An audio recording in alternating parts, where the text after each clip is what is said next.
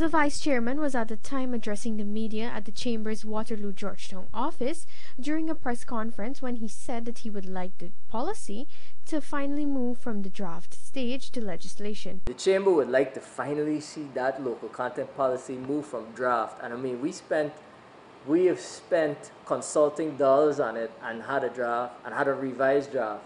I mean, for goodness sakes, I think everybody at the table would like it to finally move to a complete policy. According to him, the Department of Energy recently engaged the Chamber in a meeting where officials of the Gcci was comforted by the words of the other party that it intends to move to the legislation process soon.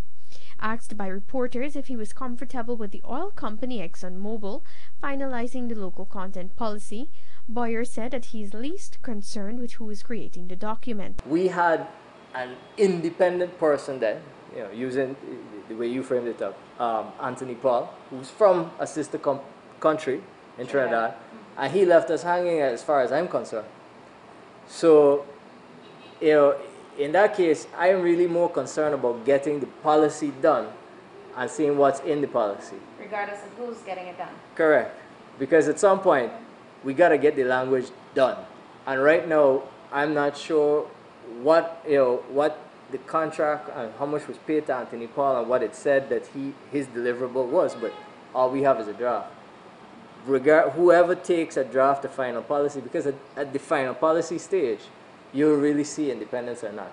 Because I know that all of us here are going to dissect that final policy and say whether it is pro-Guyana, not pro-Guyana, or somewhere in the middle. The government's energy department has assured that the document will be ready long before forced oil, which is expected in less than a year. However, this commitment was given more than 3 years after oil was first discovered off Guyana's coast by United States oil giant ExxonMobil. The local content policy will guide the state in guarding against local companies being bypassed for contracts and services, with foreign companies and workers being favored.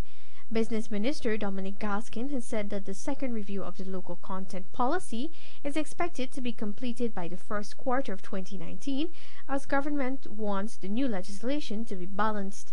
Its position is that a too strongly national local content policy could jeopardize the efficiency or the viability of the company being relied on to extract the resource. Davina Ramdas, The Evening News.